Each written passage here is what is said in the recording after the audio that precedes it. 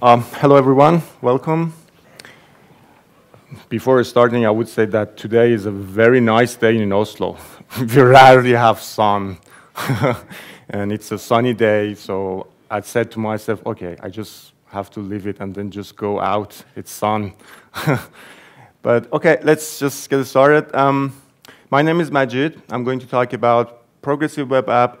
I'm not gonna call progressive web app anymore. Progressive web app, it's that much long. So we just want to shorten that to PWA from now. So, and we're gonna look at the core concept of PWAs and also looking into the best practices to make your web application faster.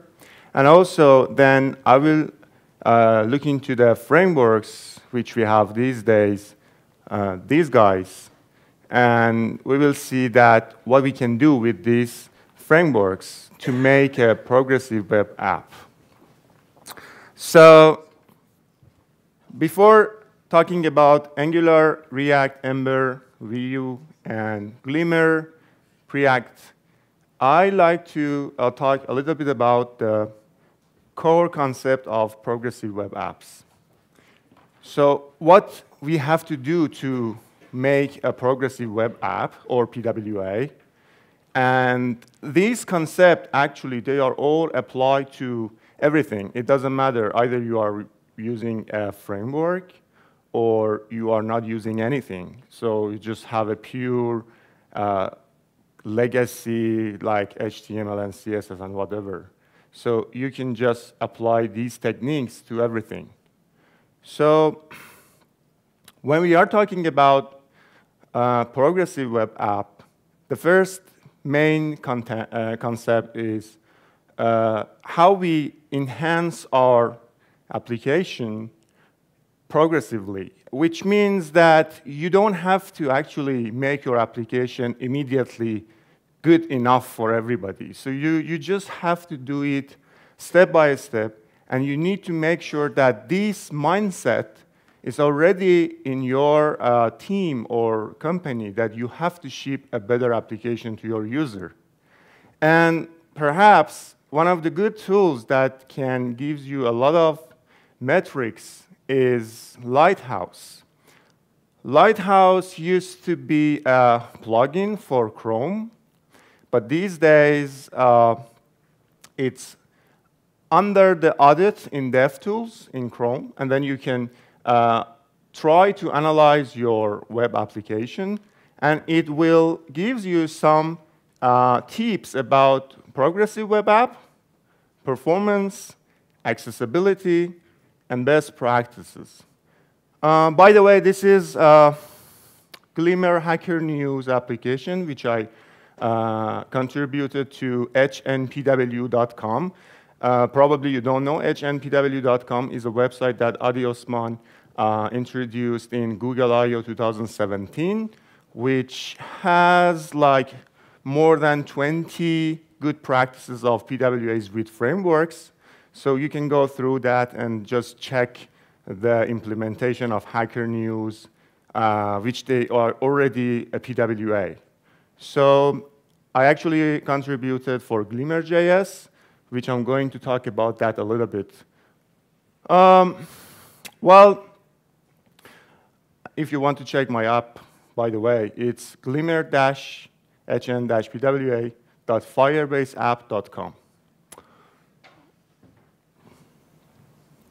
We can't think of a PWA without responsiveness. Perhaps like maybe 90% of the web application these days, they are all responsive. We need to think about how to make this responsiveness better. So probably one of the good approaches to think about smaller devices and design the responsiveness for that, and then try to optimize it for bigger screen. It is good for the browser as well, because it's less costly for browser to repaint and paint and try to render your application in a smaller device. Well, CSS is almost like a missing part in web design, probably because we don't talk a lot about that. Well, I would like to a little bit mention about what we can do right now with grid system, which is our skeleton in our application. We have 3 options right now. We used to have just like box model, float, clear fix, and those stuff. But, well, Flexbox is a new thing, not that much new, but at least you can get a lot out of that. You can write less code, you can get more without any pain. Sometimes it's painful when it comes to browser consistency, but it's good to consider it right now because as you see that it's a good coverage in all browsers as well. Grid is a new approach right now. It doesn't support, actually, it's not a good support in all browsers, but perhaps it's a good thing to think of that and play a little bit. Maybe in the near future, we need to just refactor our Flexbox to a grid system. A progressive web app is secure. If your application, web application, doesn't have HTTPS right now, you need to make it secure for your user because we are going to intercept data, and then we need to make sure that it's always secure and safe. Well, we know that guy. A PWA is connectively independent, which means whether you have a poor connection, or if you don't have any connection at all, after the second visit, your visitor can continue working with your website. So thanks to service workers, these days it's possible to cache our static assets as well as dynamic content to this cache storage, and then we can retrieve it from that. Let's have a look at this. What is service worker? A service worker is a script that will be registered on the background of the browsers, and it doesn't matter whether your user is interacting with your website or not. It's always there for you to do something in the future. So, well, there is a downside here. Like, we all know that the battle between the browsers. There is not a good support at the moment for service worker, but the good news is actually these 2 guys, Edge and Safari, they are developing service worker, and actually Safari promised to ship it to the browsers this fall. So, well, as you see, like Firefox and Chrome, they already support it well. And it's like half of your user can benefit from this technology. But it's good to think about that because they are going to ship it very soon. How we can register a service worker? It's pretty straightforward and easy. So, like I said, because there is no good support for service workers, then we need to check if it's available in Navigator, and then you can register your service worker script. And by the way, that script should be in the root of your application. And then it returns you a promise, then you can do something else after that, or catch any error if you want. As soon as you register the service worker, you can find out the information about that under DevTools, Chrome DevTools, and under the service application and service worker. You'll see that all the service worker already there. They are already registered. And probably if you haven't checked that yet, if you check it right now, you'll be so surprised that you have probably a lot of service worker already registered for your on your browser. What we can do with these service workers? Well, 2 main things that we need to consider first when we are talking about service worker. Cache our static assets, which I'm going to talk a little bit right now, and dynamic content, which we can intercept the network request, and we can do something with that request. Either we can just store it somewhere and show it later, or perhaps we can just bypass it, whatever we want, because we have a very good ability to just catch those requests. So there are different strategies for dynamic content, which is just wrote here, and we will talk a little bit about that. The network-first approach is that whenever the network is available, just get the fresh content. But if it's not available, just bring it from cache. So that gives you an ability to build the offline application. And well, when we are talking about this dynamic content, we also should mention offline storage. I already have a talk about PWA offline storage. So basically, we can think about our IndexedDB and local storage, which are available in all browsers these days. So we can store our content into those databases, and then we can retrieve it later. So now you can just imagine, if user doesn't have any connection, we still can let them to work with application, store it somewhere. As soon as they have network, we can just sync it back to the server. What happens after the first visit? If you see, the top image is for the first visit, and the second image is showing the second visit and afterwards.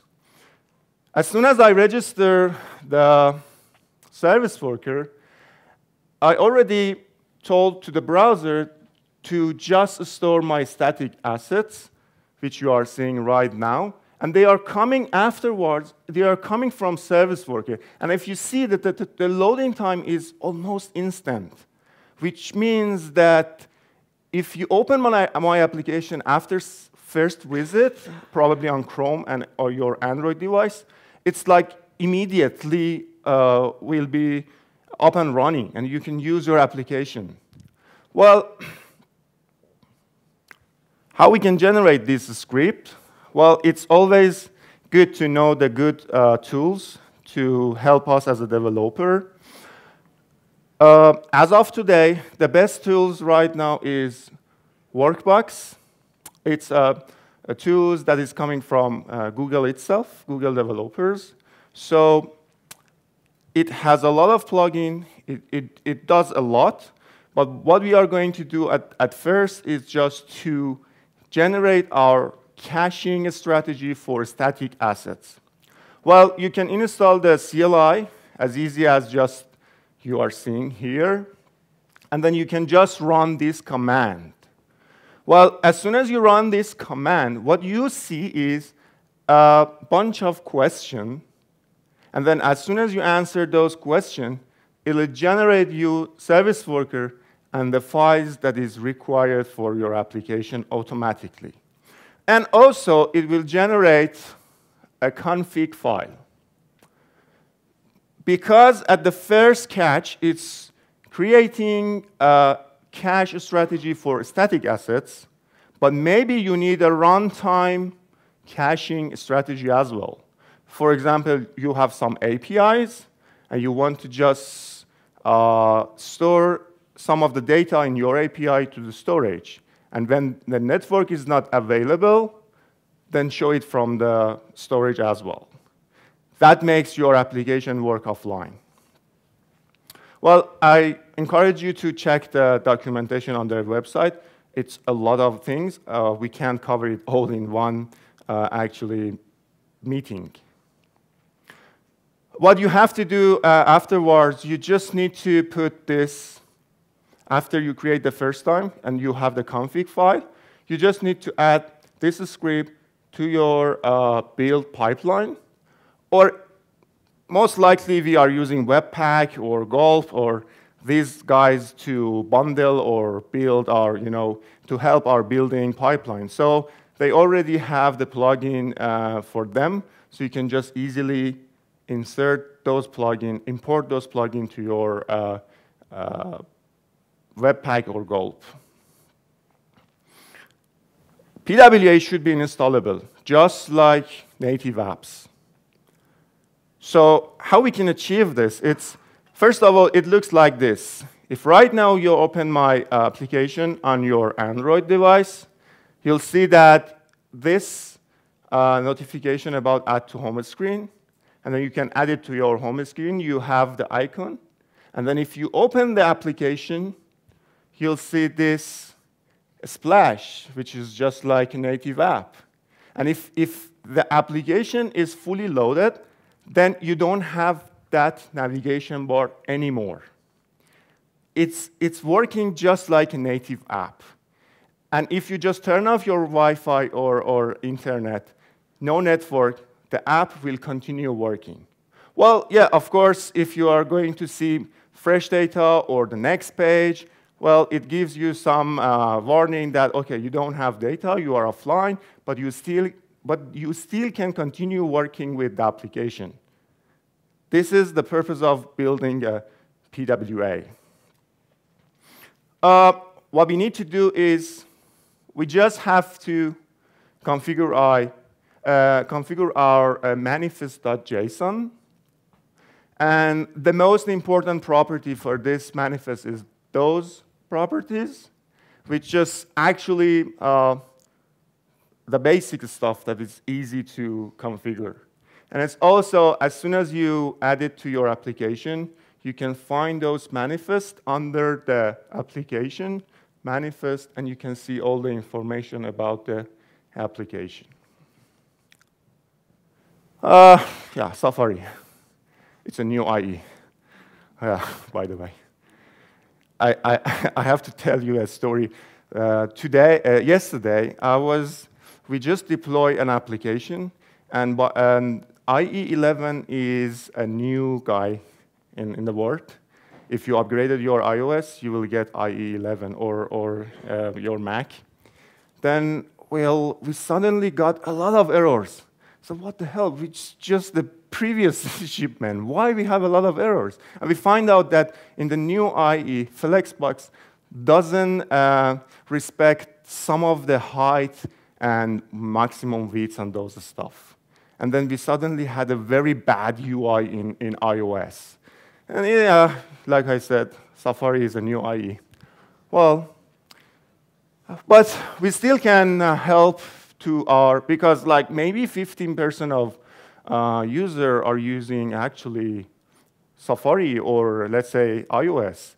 So we need to actually do something for them. We can't have Serviceworker yet. We can't have cache in Serviceworker, but we can actually show them some kind of cool icons or name when they are going to add them to home screen.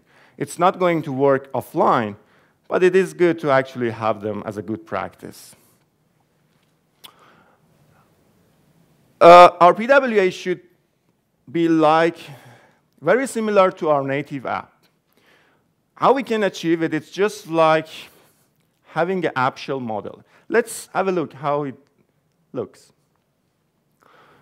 This is, again, my application. If you open it for the first time, if your connection is a little bit slow for the first time, then instead of seeing nothing, a white screen, then you see this app shell.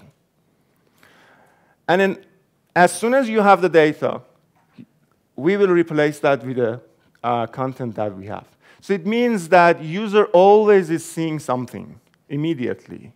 So it's the app shell, basically it's to create something for user before catching all the new data or content. And finally, again, thanks to Serviceworker, we have push notification ability in Serviceworker, and then we can send to our user notification just like a native app, just like that on Android. And even on probably, if you are using Chrome on the notebook, you probably see some of the websites are asking you, we are going to send you notification. Do you agree or not? You know, you're going to accept it, and then Chrome is using, Google is using that a lot. So you see some notification is coming, even though you are not on that website. So it's available right now in Chrome and Firefox. OK, what we can do to make our application faster? The goal is to ship an application and make it as fast as possible. So there are some good practices that I'm going to talk right now. And it's applied to all frameworks and all front-end websites. It doesn't matter what it is. We all know that CSS parsing is a block rendering when our application is going to load. So it is always good to reduce the amount of CSS which is not necessary for initial load. So what we can do is we just have to find out in our application what is necessary, and then we just get that and put it to our head of our application, and then we load the rest of the CSS asynchronously later. Oh, by the way, this is a snippet from Ember.js framework. It is most likely that we always have a third party in our application, which we are going to get something from that. Either it's a font or an API or something. Well, DNS prefetch helps you to, will actually suggest to browser to connect and resolve the DNS as fast as possible and make it ready for you. So although it reduces a little bit of a time of loading, but imagine that if we just try to improve step by step, then we can probably reduce the initial load like 2 seconds, 3 seconds, just with these simple, probably techniques. Yes, the most important one. We all of us probably saw that, or we shipped actually like 4 megabyte JavaScript to browser for our client. And sometimes that 4 megabyte is not necessary at all. We probably need like 500 kilobyte, and we don't need the rest, but we have to just ship it to browsers. What we can do is, with code splitting, thanks to Webpack, by the way, so we are able to try to build our chunks and then load those unnecessary JavaScript later. So we will dive into this a little bit more. Webpack bundle analyzer, I actually put it here because I would say you as a developer always have to see what you are doing. Sometimes we mistakenly, or one of our colleagues mistakenly add a module to NPM module to our front end, and we will see that, okay, our bundle is right now like around 2 megabytes. Why?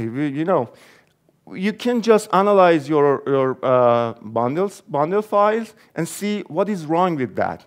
Sometimes you don't need to, like, we all know Lodash, for example. If you import the Lodash altogether to your application, it's like around 4 megabytes. And it's not necessary because you are using some of those modules. And you don't need to import everything to your application. By analyzing your JavaScript bundle files, you can easily find out what's wrong, and you can reduce those unnecessary import. Preload Prefetch. Let's say now we have something to load later or immediately at the same page, but we want to tell to browser that please do it faster and cache it for me because I need it later. So having these two guys, preload and prefetch, will tell browsers that load and cache it, something for you, and then you can use it immediately from the cache in your application. If you are not using HTTP2 yet, I think it's time to move. It's a very good support right now in browsers, and also it's a backward compatibility with HTTP 1.1. So you can easily probably migrate your web server to HTTP2, and then you can get a lot out of that. one of the things that I've done in the application is server push. Basically, what you can do, by the way, this is a configuration for Firebase. What you can do is you can tell the browser to load something, preload something for you before loading the application. And like I just explained, keep them in the cache, and then you can retrieve it as quickly as possible. And server-side rendering.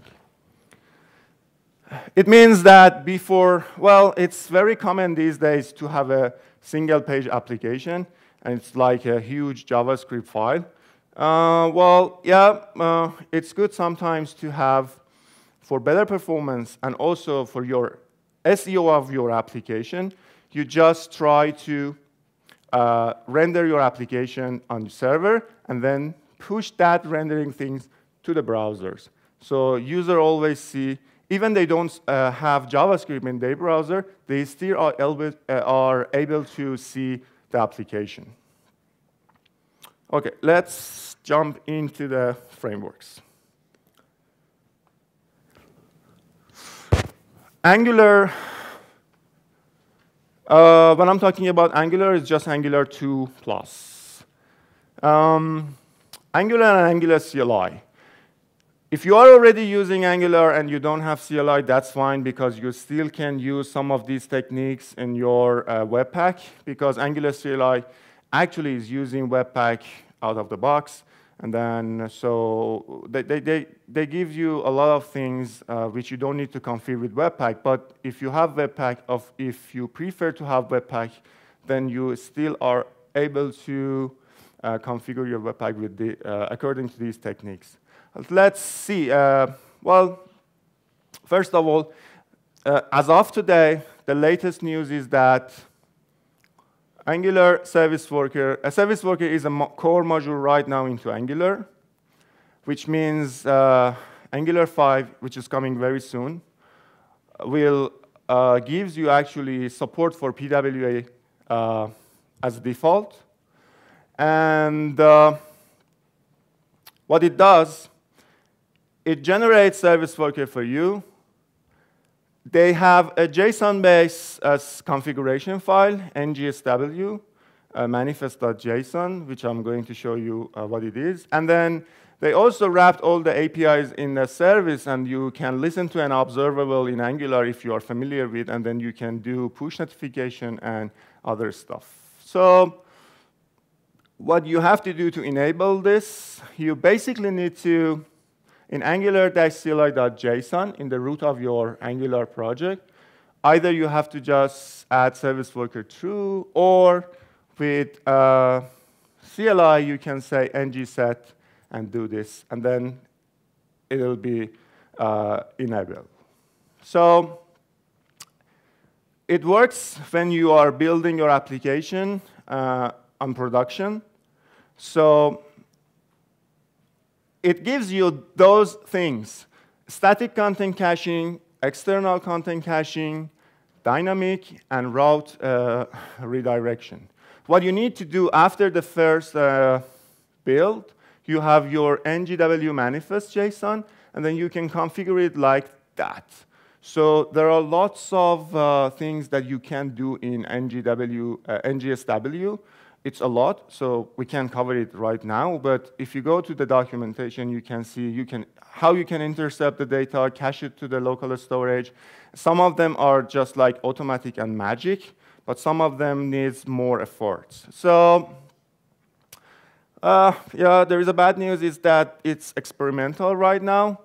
Well, I would say for a large application, it's better still to stick on Workbox and not just using Service Worker. What else we can do to improve our application in Angular? So lazy loading to make code splitting in our application. As you see that it's based on the route. So for each route, probably you have some modules, and then you can just do this, and then magically you will get this chunks file. And Webpack is actually take care of sending these files to the browser as soon as they require.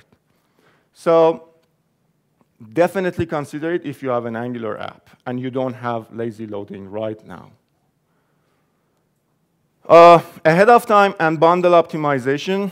Well, with these two, you can probably reduce like half a size of your bundle size right now if you are not using ahead of time and bundle optimizer.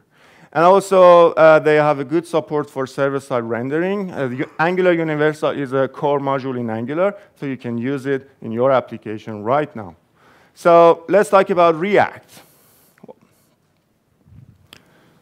Cool guy. React with Create React App.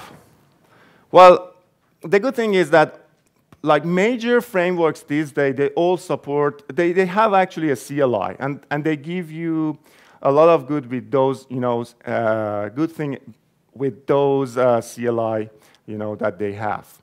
So Create React App is a CLI to create a React app. It gives you Serviceworker as well as app manifest file, so manifest.json, it's cool. And also, but the downside is it just supports cache first, which means static assets. So if you need to do something with dynamic content, you need to consider something else.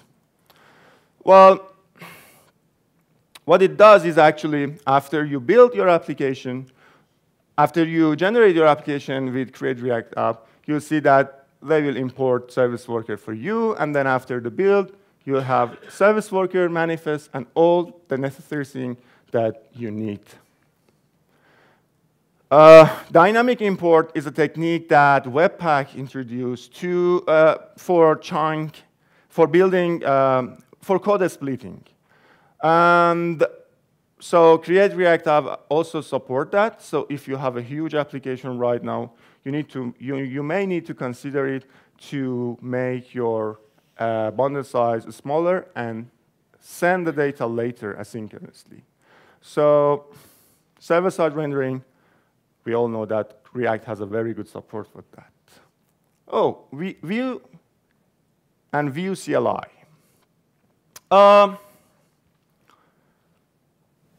It's like a top trending word right now, Vue. Everybody's just searching, what is Vue? Okay, Vue is cool. Yeah, it's cool. All the frameworks actually are doing the same thing with a different way. They are all good, by the way. Let's not fight about them.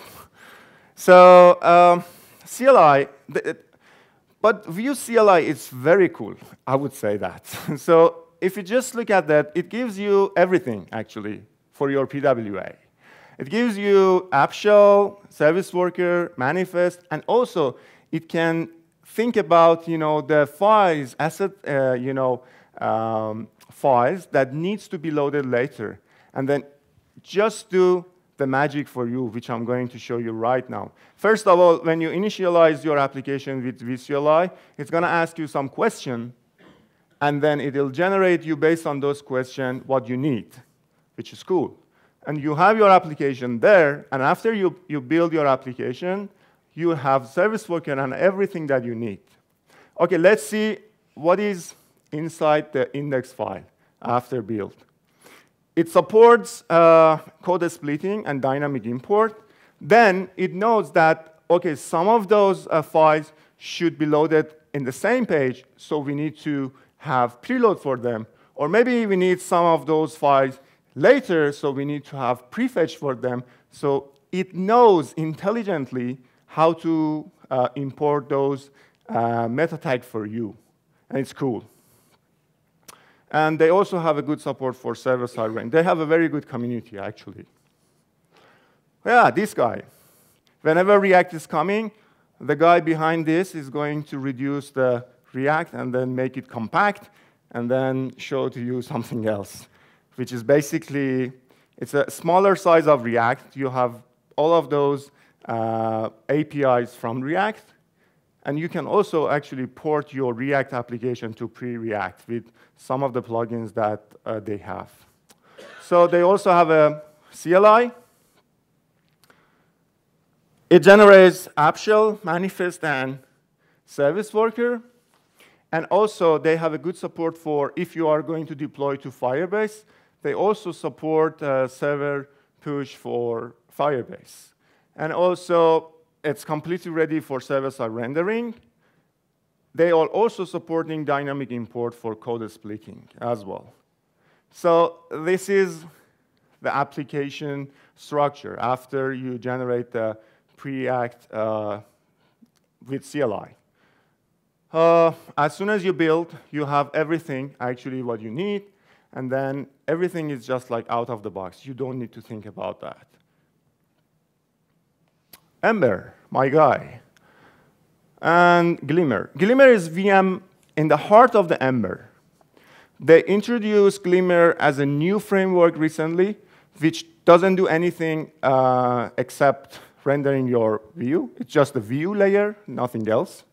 And if you need routing or anything else, you need to add to that yourself, which I've done. So it doesn't support anything out of the box at the moment.